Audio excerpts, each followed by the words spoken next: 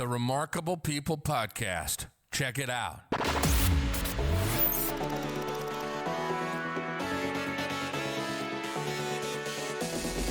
The Remarkable People Podcast. Listen, do, repeat. For life.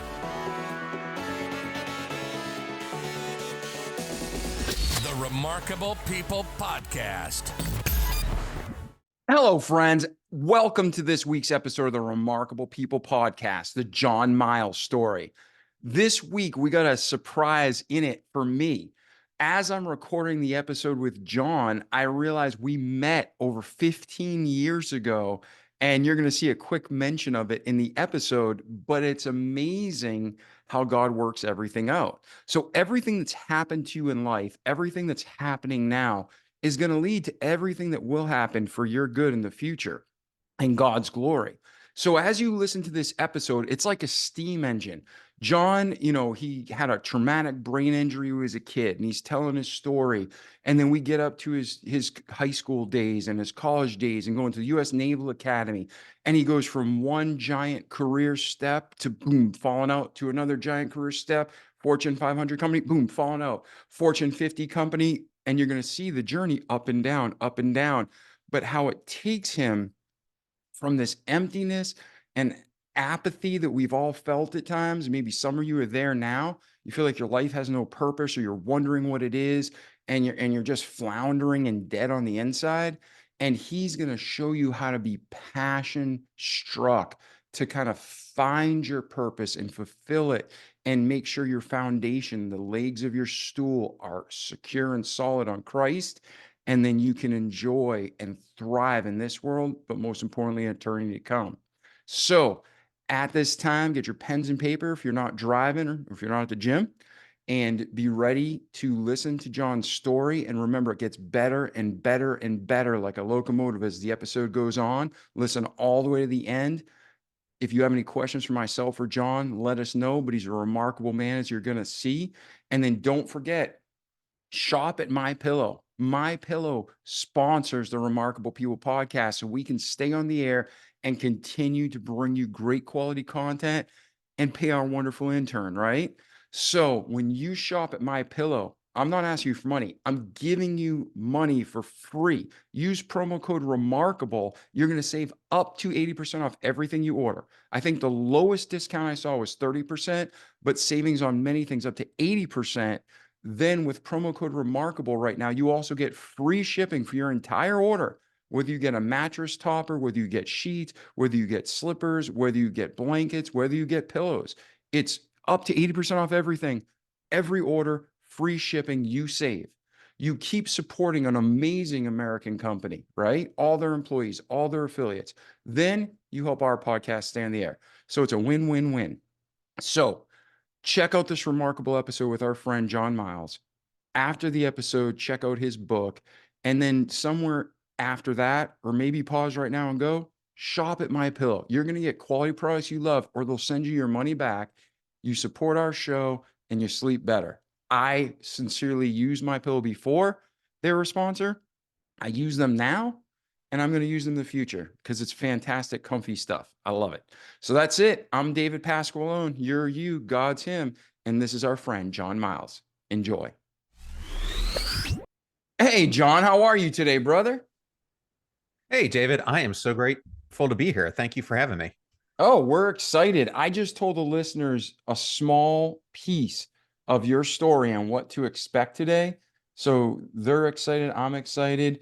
If you were to guarantee whether someone's been with us for 4 years or if this is their first episode, if they listen to start to finish to your episode, what do you guarantee they're going to walk away with? They'll have tons of gold nuggets of truth, but what's one thing you're passionate about that you know they'll get if they just listen?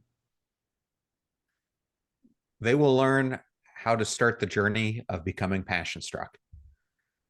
Awesome. And what's that mean in a quick summary? We'll get into the details, but what's passion struck? Passion struck means that you have this inexplorable drive to pursue becoming your ideal self. It's when you are able to align your actions with your ambitions and your long-standing aspirations and have this inner drive that's just like a flame that fuels you to pursue it no matter what the risks may be. Beautiful.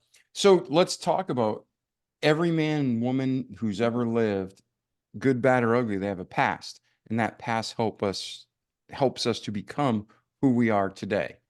So talk about your upbringing. Where were you born? What was your upbringing life? What brought you to this place of passion today? Yeah, so I was born in Rochester, New York. My father is a former Marine who spent most of his life professionally in sales.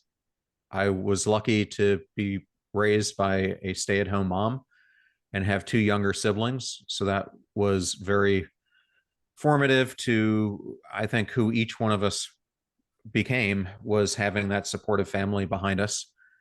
And I think a defining point for me that happened early in my life was when I was 5 or 6 years old. I happened to be playing tag. We were living in Bay Village, Ohio at the time, a suburb of Cleveland. And a kid just happened to push me from behind, and I lost my footing when he pushed me and flew into the basement window and had a traumatic brain injury when I was a youngster. And coming out of that, it had a profound alteration of my entire life because it led to audio and sensory processing disorders and migraines and field of vision issues and other things that ended up transpiring, speech impediments. And so it really changed how, even as a young kid, I approached life. And similar to people who know the Jim Quick story, I was also a kid who had a broken brain. And that's how I felt inside. And so it caused me to really go inwards. I was already an introvert, but because I had these ailments, I kind of hid myself, so to speak. And so my journey in from that point into adolescence was really relearning how to train my brain and finding what I was passionate about from a young age going forward. Yeah, and when we grew up, even traumatic brain injuries from a distinct cause, people didn't understand or put a lot of value into it. Counseling wasn't respected. It was like there was a lot of shame with having an injury or an issue.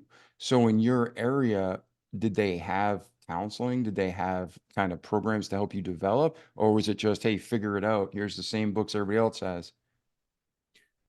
Really, the only thing I went to, besides going to the optometrist to try to help with my vision issues, was I went and saw a speech therapist for years, trying to help correct some of those speaking issues. But for me, I would still have lost words. I would mispronounce things. I still do at times. So for me, being a public speaker has always been a challenge I've had to overcome, but it's always been a passion to be able to reach out to people. So it's something I struggle with, but at the same time, I've learned to try to cope with it as much as I can.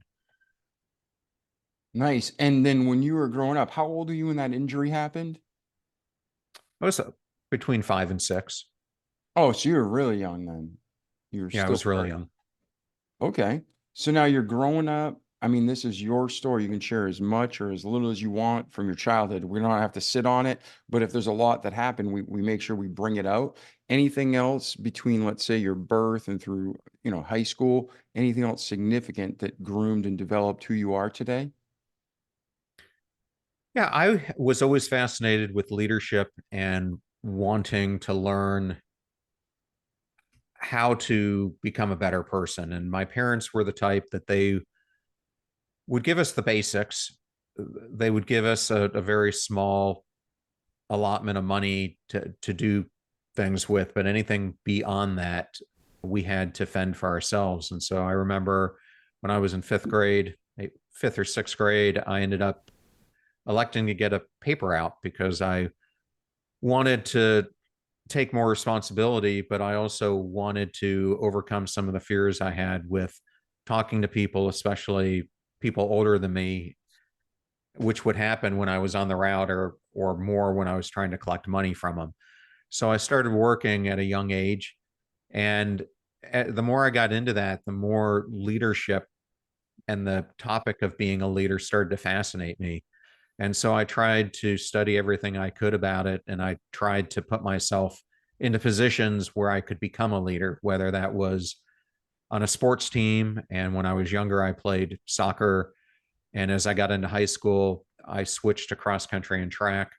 And ultimately, that led to us winning the state championship in cross country and me winning districts and getting to the state meet on an individual level myself and becoming the team captain for both sports.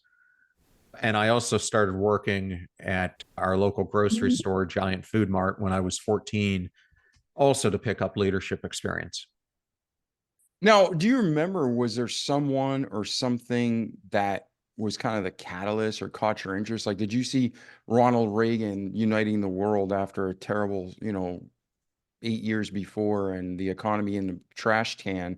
Was there someone in your personal life, like a father or uncle or, grandfather? What do you know what caused you to think, I want to become a great leader? I don't remember those aspects of Ronald Reagan's tenure. What I do remember is the day that he was shot. And I remember being on the paper route and having some people come out in shock talking about it. And that's when I discovered he had been shot. And I think that was a pretty pivotal moment for me, trying to get my arms around why would someone try to assassinate the president. And I guess at that point, it made me lean in a little bit more on what he was doing, Reaganomics, and how he was trying to change how he was trying to change the destination that the U.S. was heading at that point in time with his Reaganomics and other things and building up the military, et cetera. But I guess the closest thing I had outside of my father to someone who really impressed me was my grandfather, who had worked for Kraft his entire life after himself getting out of the military and had taken his career to the top of the research and development ranks at Kraft. And I just always loved how he presented himself, how he handled situations with tact. He was never one of these people who was aggressive. He was able to do it with intellect. And so it really taught me that if you're a leader, you don't have to do it by force. You could do it by moving people through your words, through your actions and your gestures. And so I think I really aspired to be like him because I saw him as really a servant type of leader. So there's more tools for a leader than just a hammer. Is that what you're saying? Oh, absolutely. Yeah.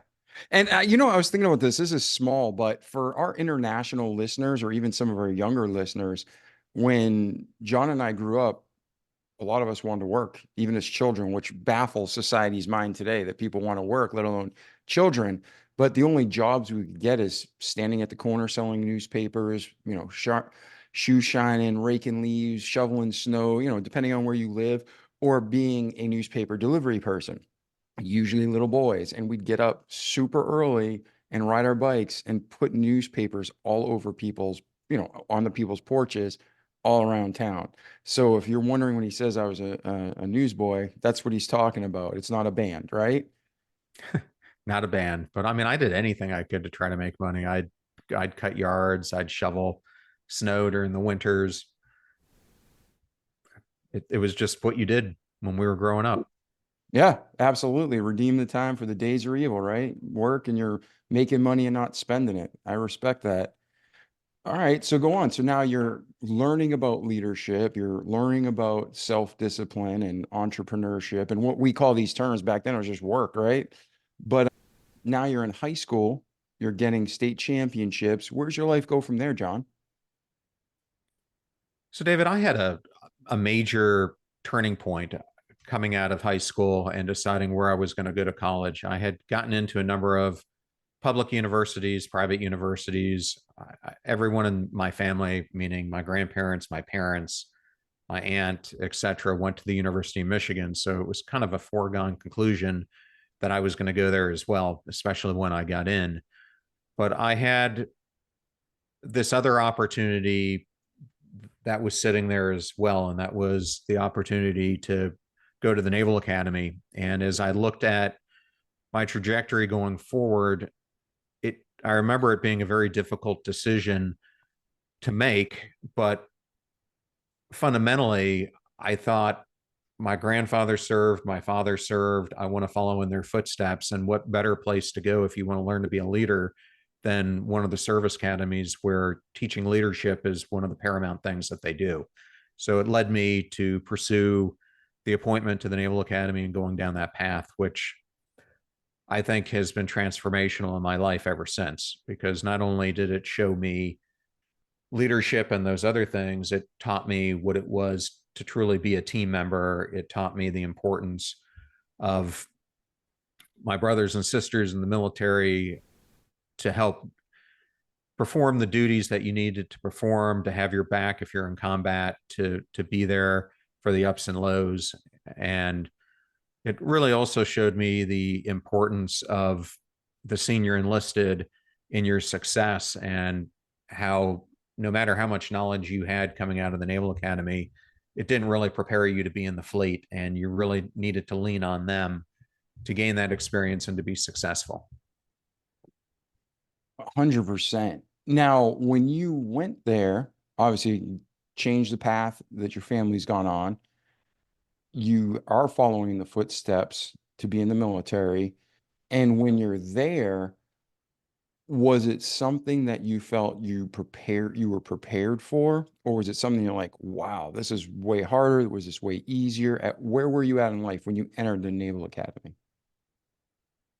So I had the very fortunate experience, looking back, to go to the Naval Academy Prep School in Newport, Rhode Island before I went to the Naval Academy. And I think that really was an unexpected gift at the time.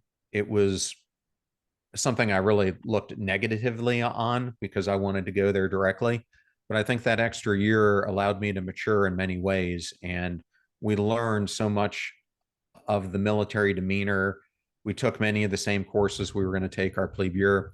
So when I got into the Naval Academy, I think it made that first year a lot easier for me compared to some of the others who were coming directly from high school. But no matter who you are, it's a big transition to go from the freeness of whatever life you had to the confines of being in the military, where they're trying to morph you into the leader they want you to become. Yeah, and I don't want there to be any misconception. I am all for serving the U.S. military. I'm all for, you know, the Naval Academy. And when I say this, I mean it with respect. I think it's a good thing. I went to a Christian college because I had a tumor in my head. I couldn't join the service, and they were very disciplined. But you have in college, you have rules and regulations and dress codes and uniforms and very high standards and curfews and no opposite sex in your dorm. And that's not the normal college experience, even back then, let alone today. Correct, John? No, it's definitely not the normal experience. I mean, especially plebe year, when you're only allowed out one day a week and till to midnight on that night. So no, it's completely different. Yeah. And the purpose behind that is to make great leaders, great men who are going to have self-discipline and control and can follow orders and basically deny themselves. Correct? I mean, what am I missing in there? Because I know there's more. No, they're trying to teach you to self leadership, discipline, boundaries, the essential things that you need to inspire others once you get out there and you start serving in the real service. Excellent. So now you're at the Naval Academy. You went through your first year of prep school. You're at the Naval Academy. Where's your life go from there, John? Yeah, so I was a Division I athlete at the Naval Academy, again, cross country and track for the first couple of years. And then I ended up having a huge issue with stress fractures, which kind of terminated my running career much earlier than I had hoped for.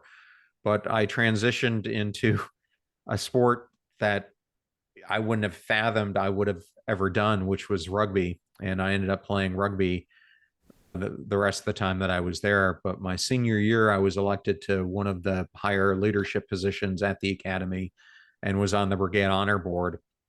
And it's a high honor to get this position no matter what, but normally it's a fairly cake position because there's not that many midshipmen who want to commit an honor offense, because if you do, back then it was black and white. If you were found guilty, it was expulsion, and there was no ifs, ands, or buts about it. But my senior year, it just so happened that we had the largest cheating scandal in the academy's history. We had hundreds of midshipmen in the class underneath mine who ended up cheating on an electrical engineering final, and it threw the whole academy into chaos. And so it really altered for me the whole trajectory of how I viewed the academy, and then how I viewed kind of my entry going into the service. And I mean, to kind of put this in perspective, there were probably 300 to 500 midshipmen who had cheated on this exam. And we on the honor board wanted this to go through the proper chain of command. And we really felt it was bigger than anything that we could handle. But the superintendent at that time kind of came back and said that we were only going to bring forward these, I can't remember if it was 26 or 28 people, but we ended up holding honor boards for those 26 or 28. And about half of them were found guilty. The other half were not. But unbeknownst to me, while this was going on, it turns out one of the other members of the honor board, his father went to West Point and happened to be a general, and he was kind of feeding to him everything that was going on. And so out in the Baltimore Sun, we would see news reports basically giving a play-by-play of what was happening at the academy. And the superintendent did not take kindly on this. And so he would reprimand us, hold us on base without giving us privileges and other things, because he wanted whoever was doing it to come forth, which they never did.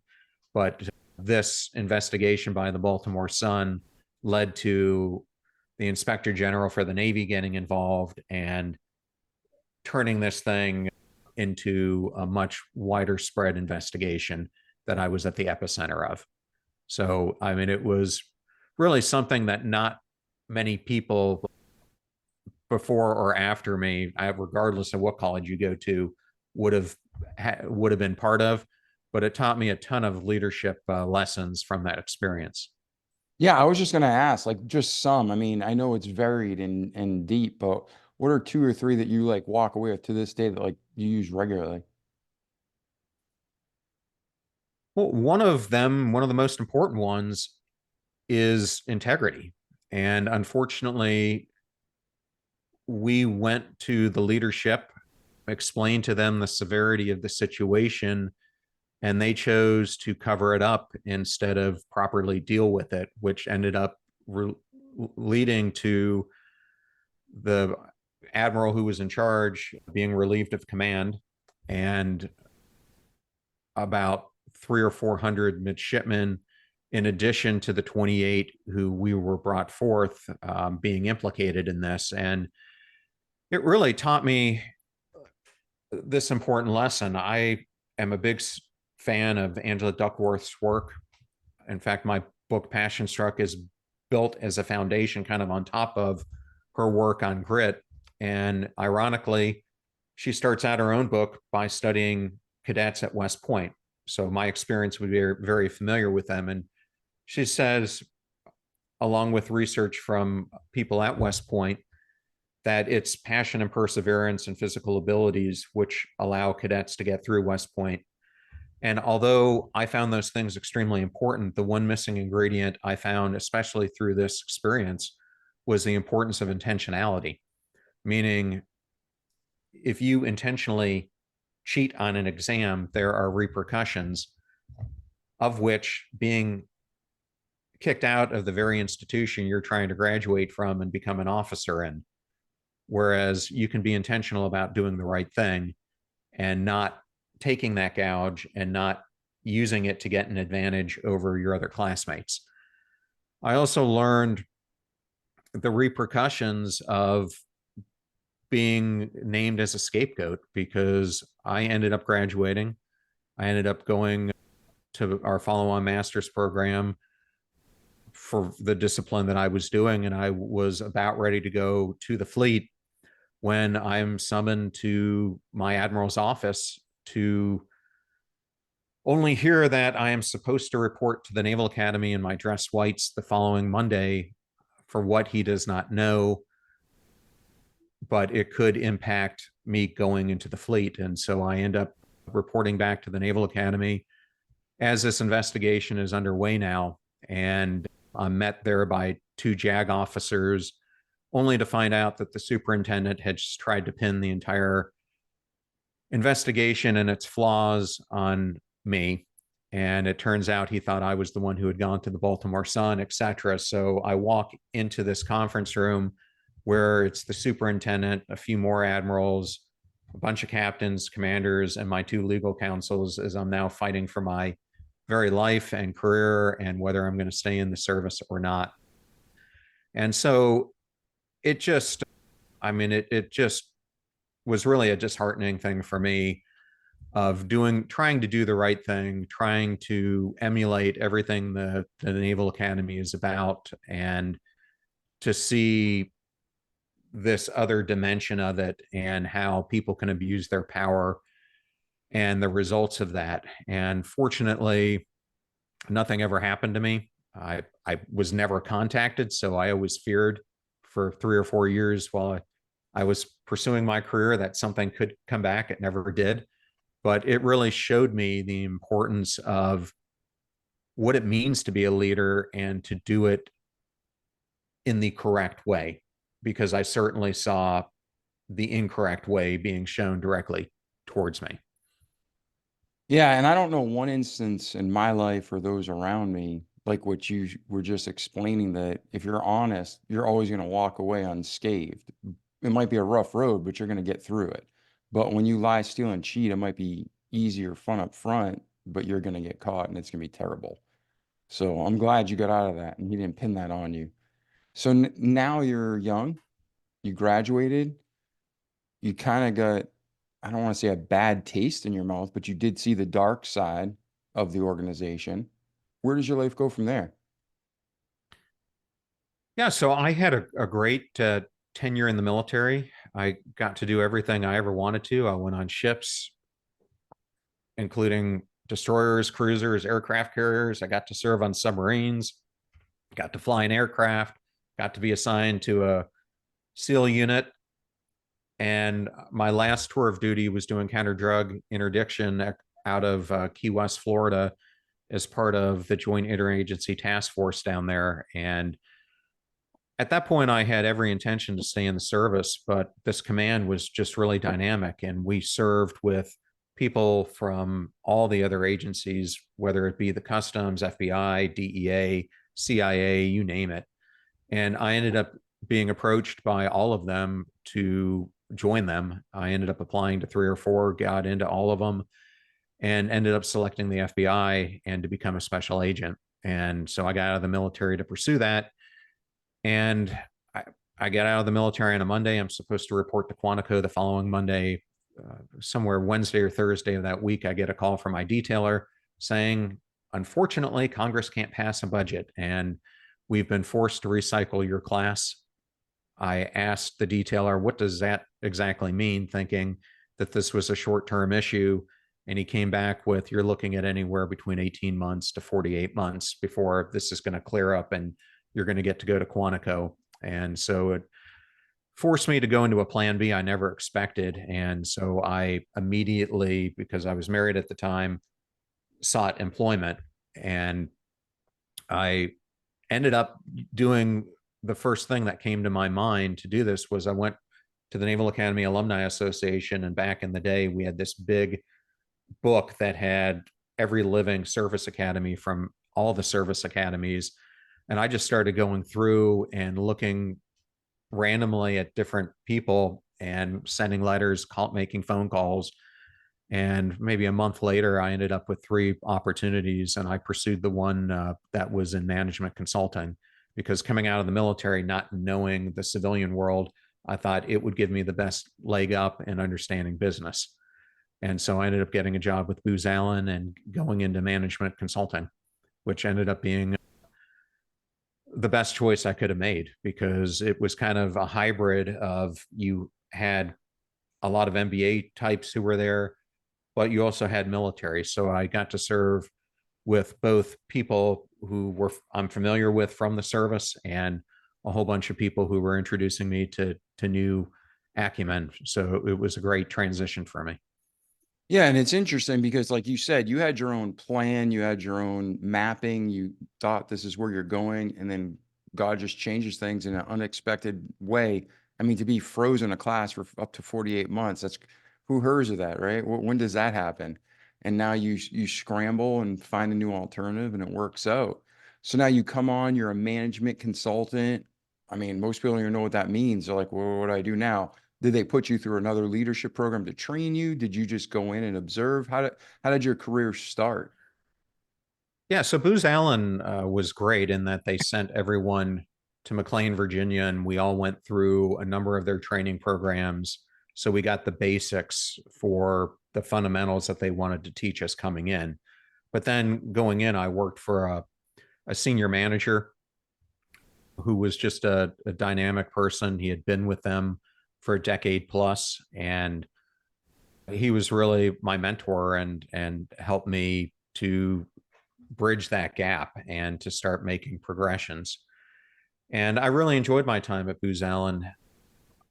Unfortunately or fortunately, I was traveling all the time, and we had a newborn, and my wife wanted to get closer to home, so she had some more family support. And so we ended up moving to Houston, and I took a job with Arthur Andersen as a practice director, which was a great promotion for me. I led the cybersecurity practice for the Southwest region and founded the Global Threat Center of Excellence for the entire company. And again, things were going great. Andersen was another great example where they sent everyone to St. Charles to learn Method 1 and many of the other things that they taught. But great company, things were going fantastic.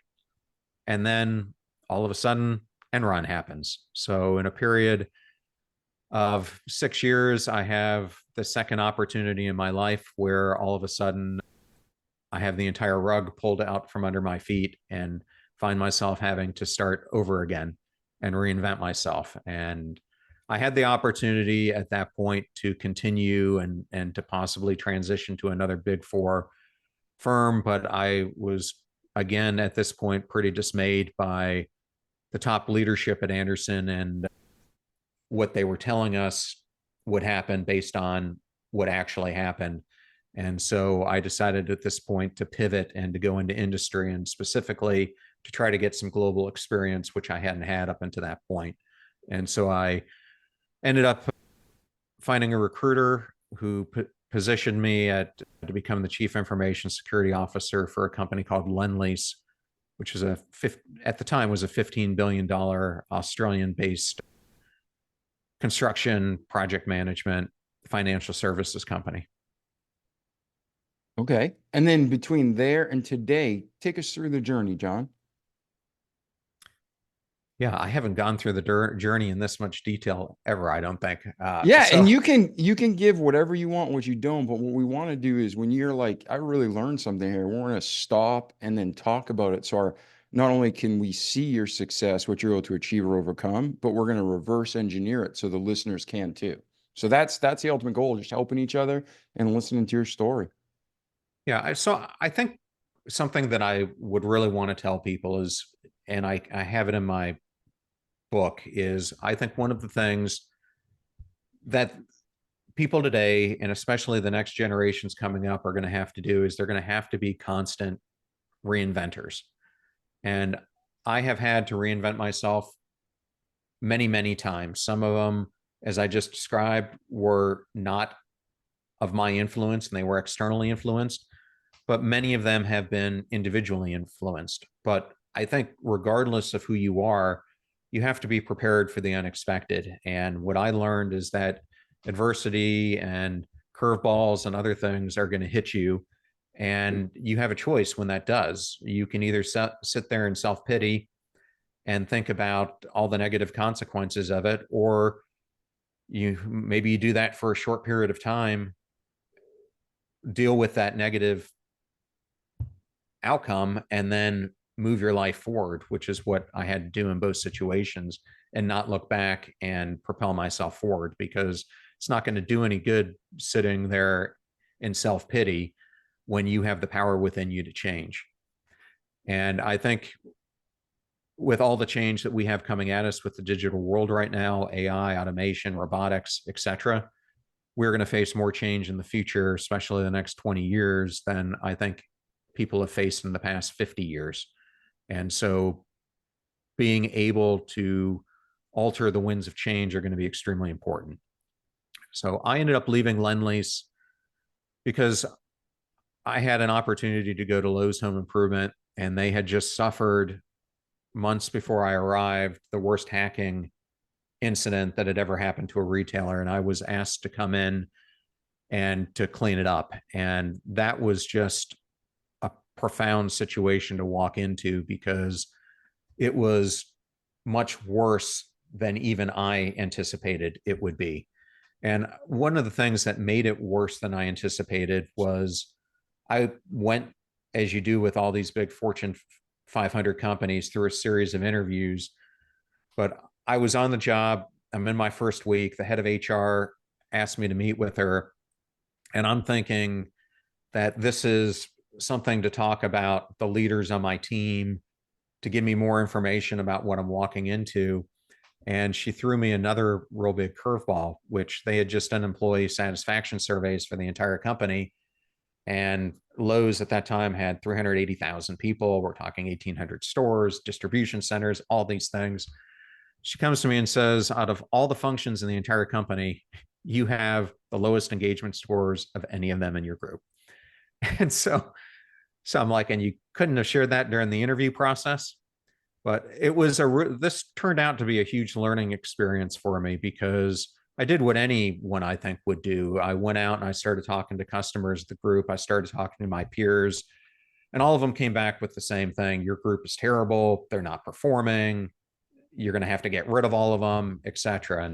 And then I did the step that I think more leaders need to do, which is I met with every single person I could meet with in the organization, even if that meant getting up at 2:00 in the morning so I could catch the people who were on the call center or working on a watch or working in a data center, who wouldn't normally have any face time with senior leadership. And what I learned was really sad, to be honest with you. They really felt that their jobs didn't matter. They didn't understand what they were doing in the bigger perspective of the company and how it influenced customers or strategy or anything else.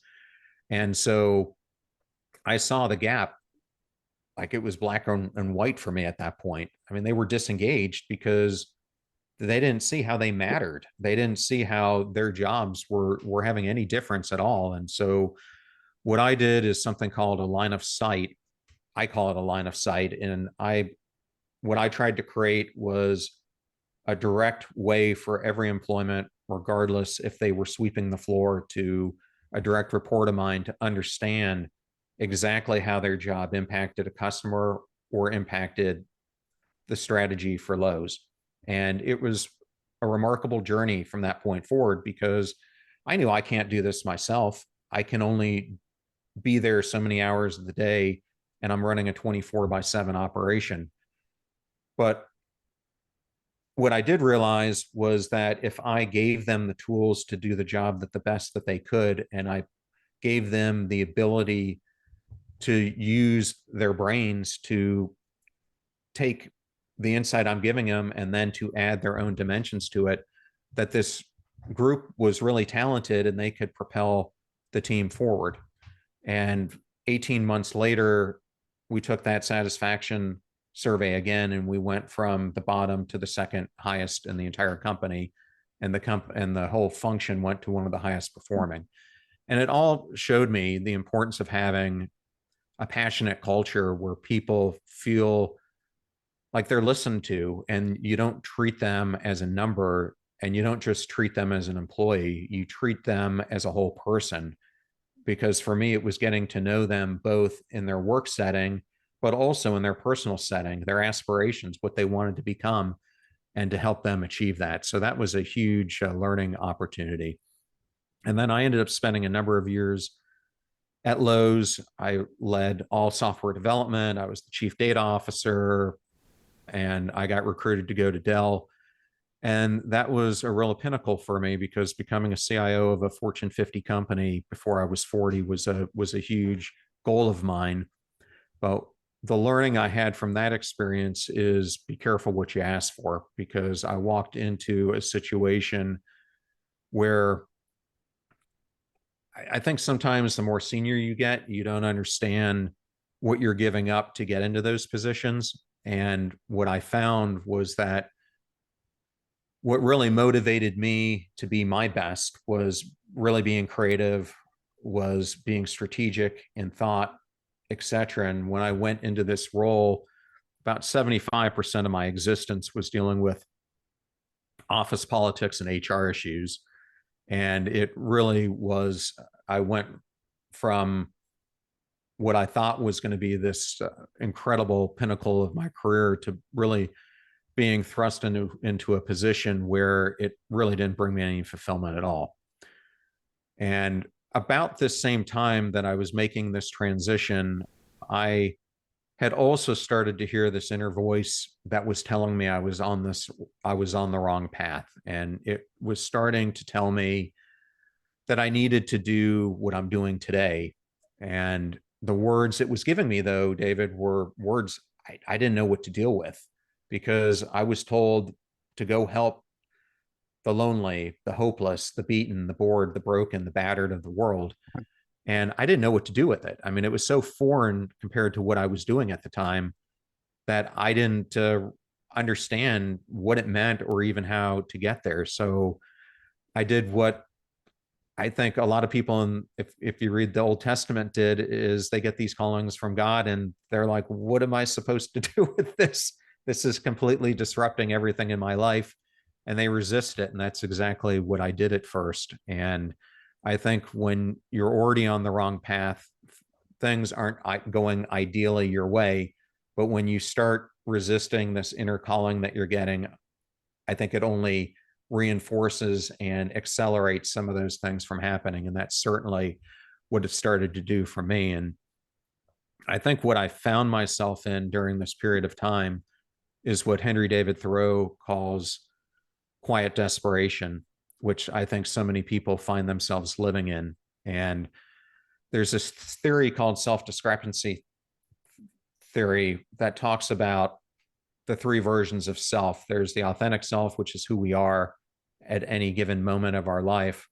There's the ought self, O-U-G-H-T, which is who we think we should be, because that's what society kind of influences us to become. That's what our burdens kind of force us into. And then there is our ideal self, which is who we could become. And I'd certainly reached a point where I was living out my ought self. And I think I had reached a point that I talk about in the book that I think a lot of us face, where I had gotten into this, what I call portfolio career, that I had never intended in a million years when I was younger to ever get into. I never imagined when I was a youngster that I would be sitting behind a desk and wearing a suit and doing that type of job, but it's where I found myself. And after a while, once you get captured in it, it's hard to escape, because all of a sudden you're earning the money, and now you've got to pay for the mortgage and the car and the other responsibilities you have, plus supporting for a family and everything else. And so I absolutely felt like I was stuck and didn't know how to break free from it. And so I ended up at this point started to feel, I think, the onset of burnout starting to hit, and was at a point where I was starting to feel emotionally numbing happening. And so I tried to leave Dell and take a position at a smaller company that would give me more freedom and better work-life balance since I was working 90 to 100-hour weeks at Dell. And it was a great company, great position where I was the CIO and head of global operations. But I think I was just stepping into another parallel role again, stuck in the same position I was and not doing what I was called to do. And ultimately, this kind of all culminated in an event that happened in November of 2017, where I happened to drop my daughter off at school. I went to the gym, happened to go to Orange Theory this day, and the fitness class was cut short because there was an electrical fire in their air conditioning system. Fire trucks came, and so I went home early. And unbeknownst to me, someone had been profiling me and had decided to use that day, because of my typical habits, to do a home invasion and to rob me. And so I got back from the gym, went to go upstairs to change, to go ride my bike, and was about halfway up the stairs when my spidey senses started going off and I realized something was wrong. And then I heard deep breathing as I'm rounding the corner. Military training comes in. I'm now looking for a threat. And there at the top of the stairs was a gentleman pointing a gun at me. And so I had, my life flashes through my eyes, and I have I have a decision. Am I going to rush him where he's got the higher ground and a weapon pointed directly at me? Or do I fight? Or do I duck and try to fight again tomorrow? So I chose the latter because I thought it was the safer outcome. And I managed to get out of the house. I went out the back door. He ended up going out the front door, and turns out he was part of the rental management company for the rental house I was in, and had a key to the house and my passcodes and everything else. So that event happened. And just as I was starting to process it, I had another tragic event happen about 4 or 5 days afterwards, where unfortunately one of my best friends committed suicide. And so in a matter of really 96 hours, I had 2 traumatic life events hit me that really woke me up to the fact that I had been spending so much time and aspects of my life making other people's dreams come true, but I wasn't making my own dreams come true. And it was then and there that I really decided that I was going to heed that calling that I had in my head, figure out how to pursue it, and to rebuild my life brick by brick. Yeah, now there's a lot to unpack there. So thank you for sharing all that, John. There are so many of us at different points in our life, and some people, like for years, they feel stuck. They are killing at their career. They probably have the accolades of, millions of people if they were looking at their life from the outside, but on the inside, they're empty. So now you're working with Dell, which is, like you said, a great organization, but you don't feel any kind of fulfillment or joy or peace. It just feels empty. Is that correct? Yeah, I mean, it just felt like what was happening is I was just in this monotonous loop of meetings, emails, presentations that were draining, but they didn't inspire. I was getting up every morning, kind of just going through the motions of life, knowing the onslaught of activity that was going to hit me the second I got to work, and that I was dreading every second of every day because I wasn't doing any of the things that lit me up inside. Plus, I kind of felt like those employees did back at Lowe's. I didn't really feel like anything I was doing was really bringing about significance, because so much of what I was dealing with was office politics and trying to figure out who you needed to get closer to in that given day or week, etc., because of all the interoffice turmoil that was going on at that point in time. Yeah. And then what years were you with Dell? Quickly, this is a personal question. I'm actually curious. Were you there in like 2009, 10, or was it not till 2017? No, 9, 10, You were there in 9, 10? 11. Yeah. Okay, I'm saying this, we're on camera and everything. I think we've met. Were you ever part of their consumer advisory panel? They did that for a couple years. Yeah. You and I have met before. I knew you looked familiar. They flew me out there in one of those years, and I was part of that committee. And I'm like, man, John looks so familiar. And that's where we met. That's crazy that now it's all coming full circle. So let's do this. You feel the leading of the Holy Spirit. You're in your heart. You're like, this isn't right. You almost get in a conflict that could have taken your life or had you take someone else's, which in society, TV makes it look glorified, but it's terrible to have to take someone's life. Then you have a friend who commits suicide because there's an emptiness there that only God can fill, and something made them feel like there wasn't hope. Show us, John, where does your journey go, and how did you get to this place of passion from an emptiness to full of passion? Yeah. So just to explain a little bit more about what happened is I think once you get this inner calling and you start to resist it, I think what's hard to do is we are so distracted by everything around us that I often say we have two inner voices. We have the inner voice that we listen to most of the time that's telling us to just do the same thing over and over again because it feels comfortable and it's easy and it doesn't take a lot of work. And we're so distracted by raising kids and our jobs and everything else we've got going on that we're not spending time in self-awareness that allows us to even have the opportunity to hear the more important voice that's speaking to us, talking to us about our uniqueness and why we're here on earth. And so for me, once I started hearing that voice, I then think once you hear it, if you don't listen to it, it starts becoming louder in different ways. And for me, that really had some almost biblical type of events happen to me. I remember when, after I'd heard this and I decided to take the job at Dell, I went home for one of my first trips to go back and visit the family. I come back and my whole corporate apartment was completely flooded, lost everything that was in it. I go to a new corporate apartment and I'm in it for a few days and I'm in the shower one day and I can't even make this stuff up. All of a sudden, I feel this stinging all over my body. And I look up and there's actually scorpions falling from the ceiling all over my shoulders. We end up sticking to this plan. We buy a house.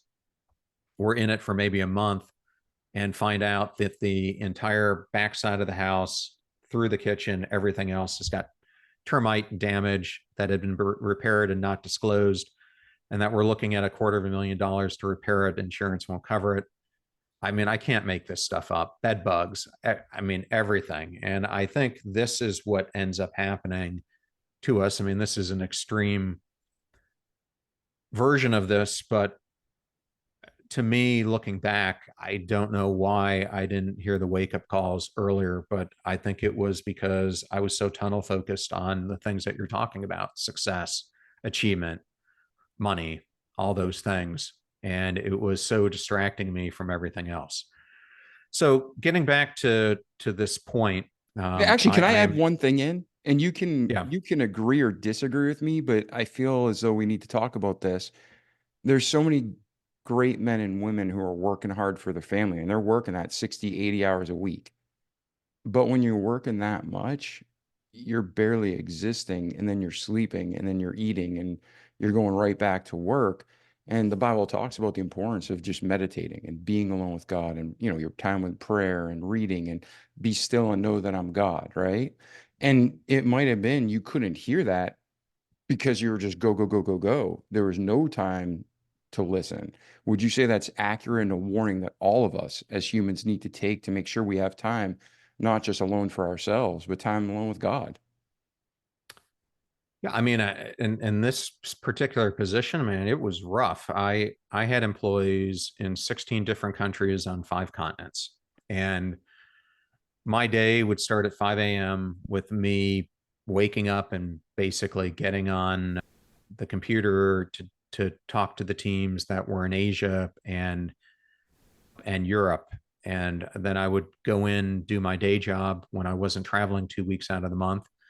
And I'd come home, do dinner, spend some time with the family, and then I'd be back at work probably from 8 to 11 at night, dealing with the Asian crowd, where I had probably 70% of my employees. And so there really wasn't a lot of work-life balance. And it was very difficult to break free. I just remember at that time, I can't even, I mean, the numbers were just staggering. I mean, people say I get 1,000 emails a day. I mean, I was literally getting over 1,000 emails a day. Mm. And it was just a lot. And so you asked, like, after these incidents, what was the first thing I did? And first thing I did was I realized that I needed to hunker down. And if I was going to be a better leader, getting back to leadership, I needed to be better at self-leadership. And so I went to a therapist at this point, to try to help me through some of the trauma I was feeling. And I ended up meeting with him. And then I, ended up going through cognitive processing therapy and prolonged exposure and EMDR and those other things.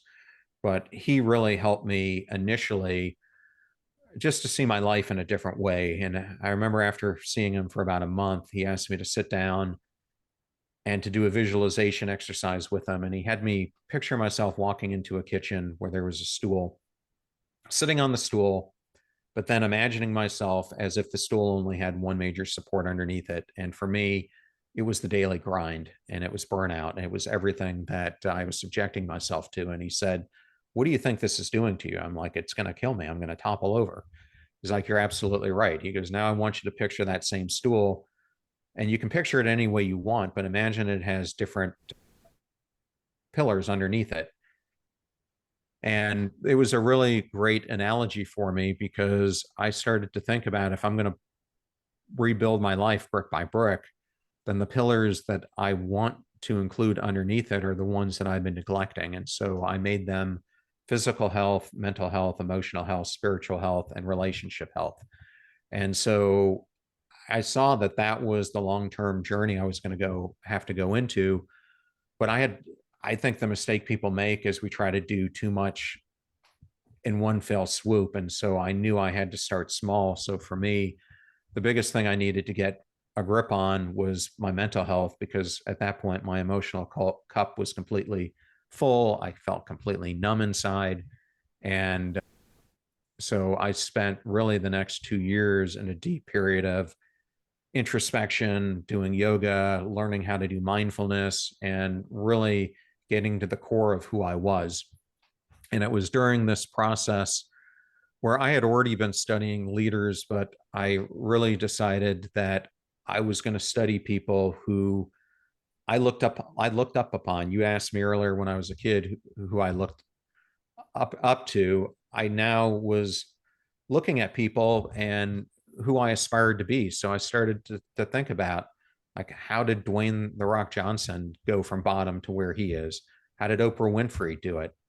How did people like Mark Benioff, who felt unfulfilled at Oracle, completely change his life and do Salesforce? And so I started looking at these people, and patterns emerged, and I started to use those patterns on myself, doing me search. And what I ended up finding is that the more intentional actions I would take that were aligned with the ambitions and aspirations I had in becoming my ideal self, the more my life started to change in a positive way. And I started to make breakthroughs. They didn't happen all of a sudden.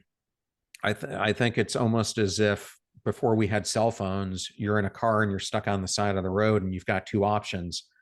You can either push that car to some place where you're going to get it fixed, or you can sit on the road and try to hitchhike. And I took the option where I started to push the car. And of course, when you first start pushing it, it's going to be really, really, really difficult.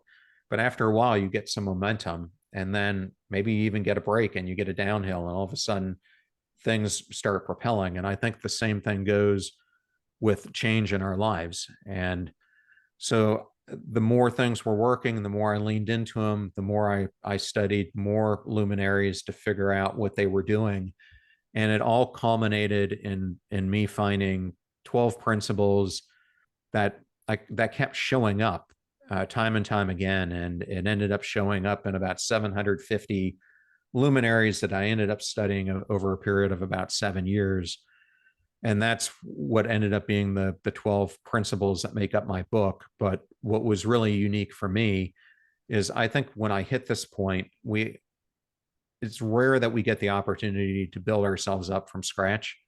But the great thing about doing it is that you can do it and create a completely new version of yourself. And for the people who think they can't change out there, I think it's one of the biggest false things that we're taught, and that we have agency. We have the power to make different choices. We have the power within us to exploit our uniqueness in the service of others and to become our best self.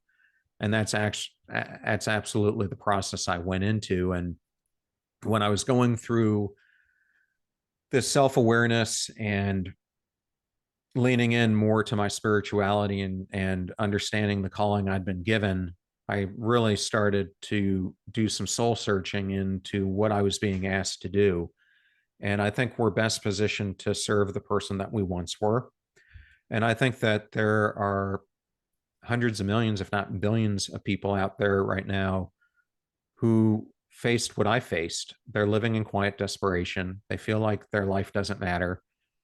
And if you don't believe me, all you got to do is look at what Gallup reports. 2022, they came out and said that there are 900 million people in 142 countries who feel unfulfilled. Where you look at the work that Tom Gilovich is doing at Cornell University, where he examined thousands of individuals who were nearing death, and he asked them, what was your biggest regret in life? And it was completely different than what I expected it to be. It wasn't the mistakes that they had made. It was the what ifs and the should haves. It was the regret of not becoming their ideal self. And 76% of them responded in that way. So I think this is a very pervasive issue. And I think it's leading to the mental health crisis that we see, to the helplessness crisis, to the hopelessness crisis, and the loneliness crisis. And what I learned was it's this unmattering or anti-mattering that people feel that I think I was being called to help solve and to lead people to lives of significance, which is the pursuit of becoming your ideal self, which you asked me at the beginning of the podcast, what I would try to help people to understand. And so that really became the formation of what I'm now doing. But at the time, 4 years ago, the word passion struck didn't even exist in my mind. And I think that's an interesting story, because I remember talking to one of the people I profile in the book, Keith Crotch, who some people might know. He founded a company called Ariba. He was then chairman and CEO of another well-known company, DocuSign. And I remember talking to him, and I was telling him that I just feel like I'm being called to help people go from being stuck to this place where they have this just raw energy, like it's like a flame that's engulfing them, where they have found a problem that they're uniquely called to solve, and they're going after it with every ounce of their body, because they're finding a crisis in the world that's impacting people that they can turn into a better thing. And he said to me, John, it sounds like you're talking about going from stuck to passion struck.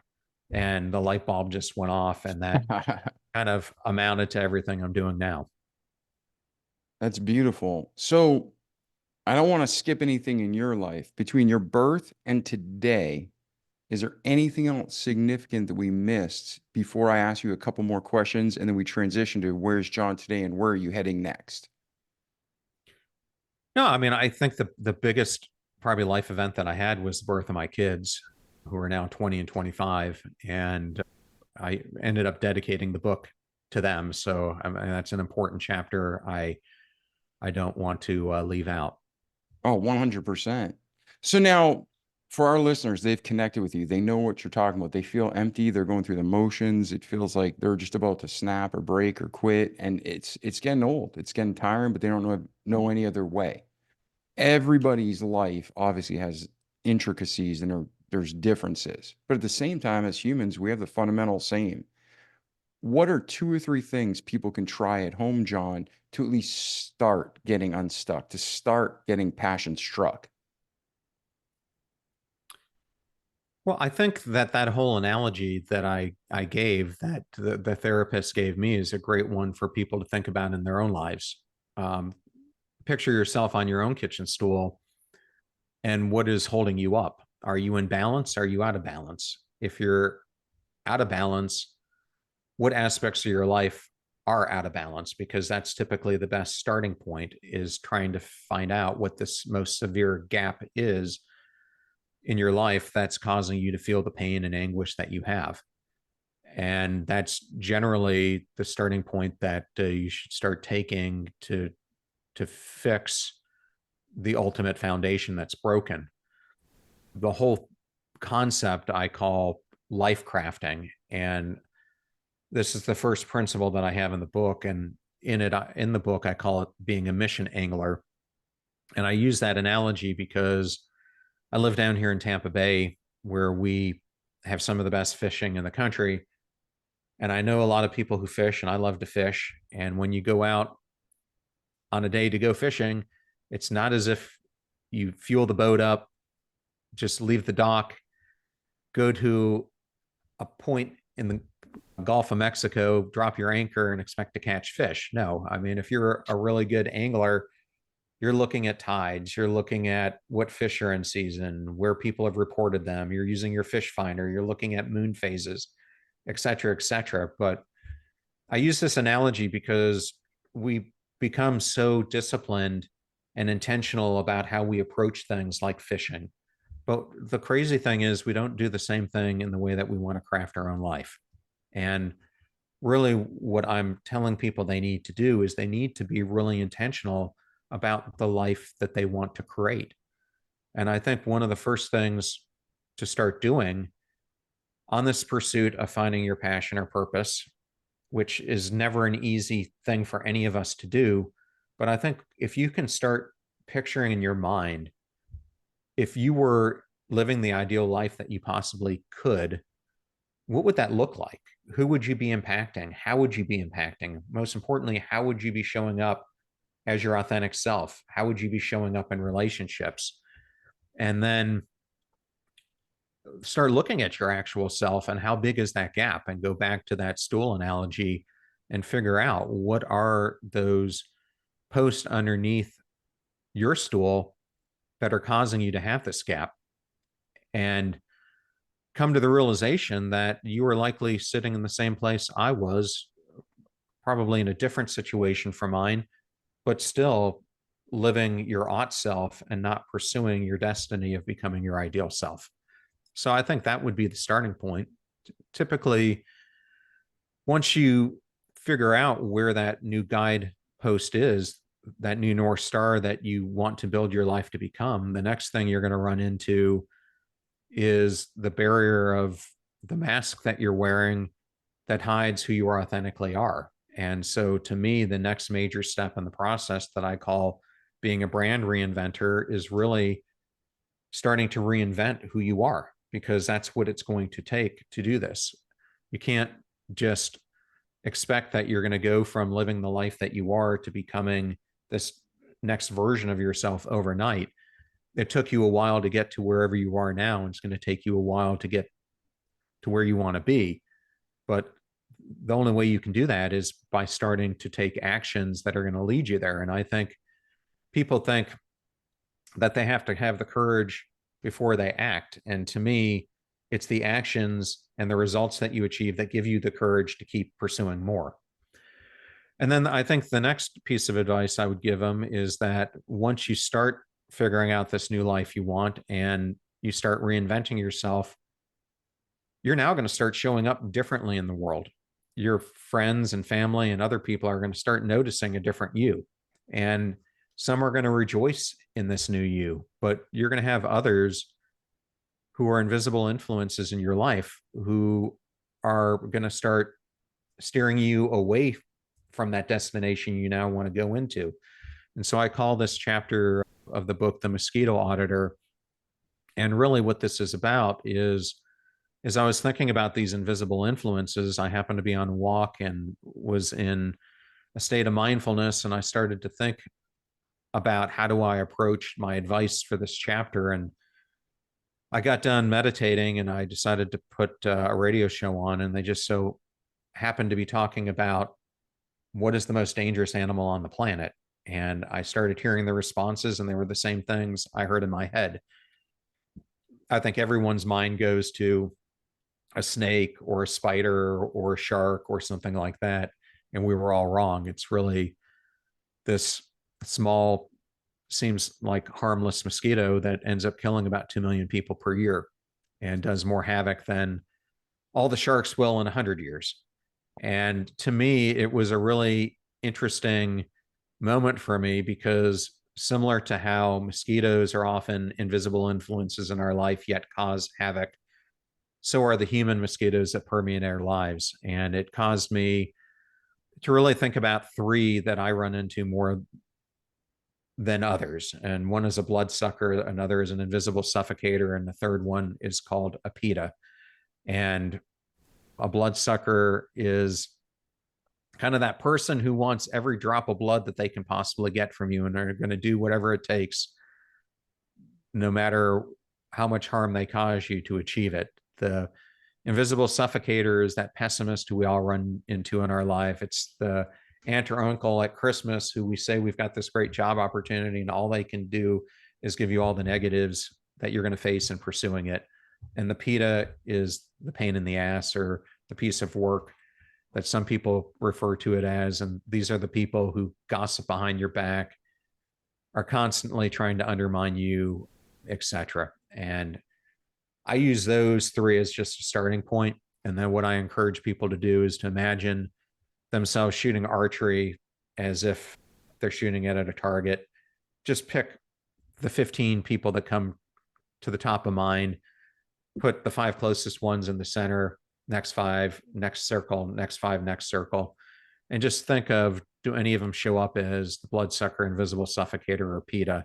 I'm sure some will. And at that point, you now have a great gift, because you now can recognize them, which gives you the power to do something about it through setting up boundaries. Or if they're causing so much havoc from keeping you from your dreams, you might just have to eliminate them from yourself for a short term or permanently, depending on how big a barrier they are to you achieving who you want to become. So those would be 3 things. Beautiful. Thank you so much, John. I know that helped me, and it's going to help a lot of people around the world. And also, just to, we're born into our families. Some have great families, some it's horrific. And we all need boundaries, like what you're talking about. If they're mosquitoes, even our own father or sister, right? But we need to make sure that in those circumstances, we have to be mindful that God put us in their lives. So where, I might have a neighbor I can completely cut out. They're a bloodsucker, they're gone. But you need to have healthy boundaries for family members where you're not taking abuse or letting them suck you down, but you're also not cutting them off, because they are family for whatever reason God put them in your life. Would you agree or disagree with that position? No, I would wholeheartedly agree. And I wrote a whole chapter about it later in the book Okay, called the Boundary Magnifier. So yes, I mean, good. setting boundaries. I think the thing people don't realize about setting boundaries is it gives you self-compassion when you do it, but also gives you control of your situation. And when you're not doing it, it's doing the opposite in your life. You're actually letting people trample on you. So I think it's so important that people understand the power of expressing your core values and convictions and sticking to them. Yes, I couldn't agree more. Let me ask you a question. What first thing that pops into your mind, the goal is to be passion struck, to know God's purpose for our life, what really fires us up, what we love, and fulfill it. What's the opposite of the passion struck? I would say it's being apathetic about your life. Or if people aren't familiar with apathetic, indifferent. I mean, I think it shows up in nihilism, as we're seeing so many people demonstrate today. But if I would use the exact opposite, it would be apathy or indifference. Yeah, I would agree. And to me, it's better to hate than to be apathetic. It's like the Bible talks about, be hot or cold, but don't be lukewarm. Don't be in the middle. And when we're really dead, like when you're in that position of Dell, I don't want you to obviously you have friends there, it's a great company, but that wasn't where you were supposed to be. So you were dying more each day and going through that numbness and that just like almost zombie-like roteness. To me, that's worse than hating it or even loving your job. Again, would you agree or disagree? Yeah, I mean, it was like I was stuck in quicksand, and no matter how much I tried, I couldn't pull myself out of it. And I mean, ultimately, what got me out of it was actually following my core values, because I was forced to make a decision that I felt deep inside was the right one to make for Dell, but I knew it was going to have consequences to me personally if I made it. And I mean, I look back and I don't regret making that decision for one moment, because I'd rather be able to look in the mirror and live with myself and know that I did what I thought was the right thing than to look back and know that I was bullied into peer pressure to do the wrong thing. Absolutely. So, ladies and gentlemen, if you're feeling stuck, if you're feeling dead, if you're feeling exhausted, you're feeling frustrated, thanks for taking the time to listen to this podcast. Go to John's website, buy his book on Amazon, not because we're trying to pump his sales, right? But he found the way out. The Holy Ghost was talking to him. He listened, he engaged, and now his purpose to help you ignite and to have that passion struck. So, John, what's the best way for someone to get a hold of you? What's your website? Is there a social media site that you prefer over others? If someone wants to continue the conversation, buy the book, take a class, do some coaching, what's the next step? Yeah, David, what I would first like to say is I read 120 books a year. I'm a podcaster like you, and I interview a ton of authors and read a lot of books. And I'd say 90% of them just go on my shelf, or a lot of them go into my public library outside my house that I have for people to take the books, because a lot of the books have great guidance. But I feel like once you read it, you've gotten the guidance and you're kind of done with it. And I didn't want Passion Struck to be that type of book. I wanted it to be the type of book that you live. And so I made it to be as actionable as I possibly could, to not only give you the principles, but the whole third section of the book teaches you to how to implement them in your life. And then I give QR codes and other things to give you even more resources to do it. So I wanted to say that if people want to learn more about me, social media wise, you can find me at John R. Miles. JohnRMiles.com is my website, and everything Passion Struck is either passionstruck.com or the Passion Struck podcast.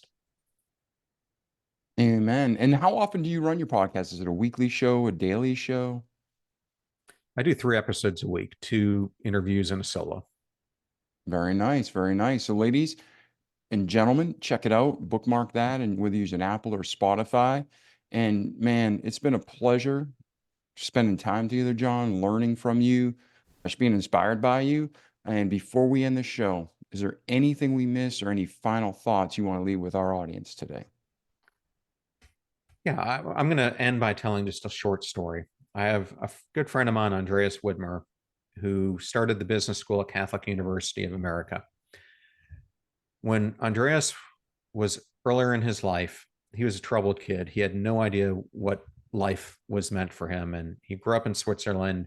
His parents convinced him to sign up to be a Swiss Guard. He ends up getting selected. He still to this day can't figure out why they chose him. But before long, he is a Swiss Guard for Pope John Paul II. And he tells me this great story that the Pope, even though he's shepherding 1 billion Catholics throughout the world, when he's around you, you feel like the rest of the world evaporates.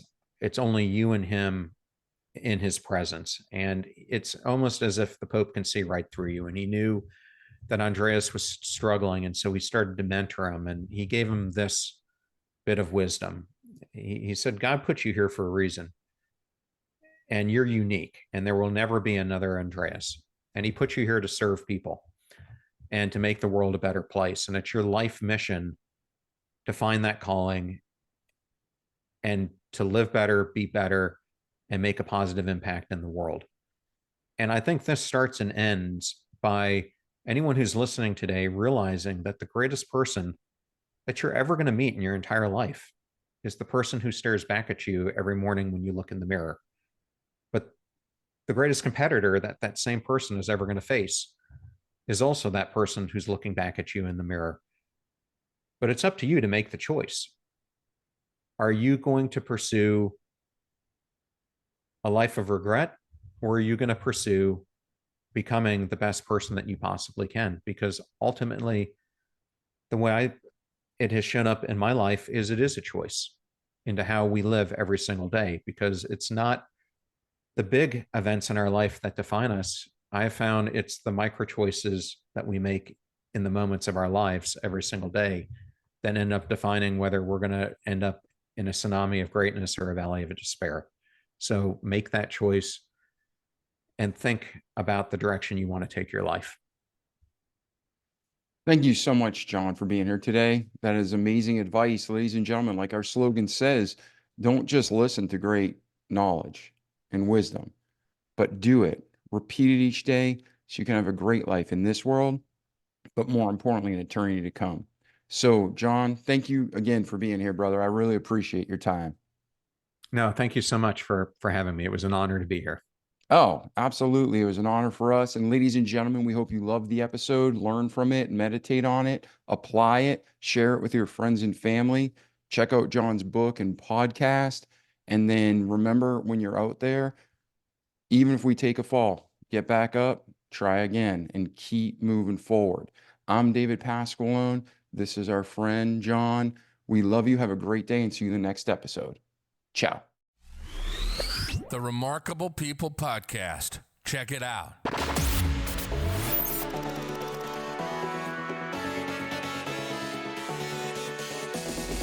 The Remarkable People Podcast. Listen, do, repeat. For life.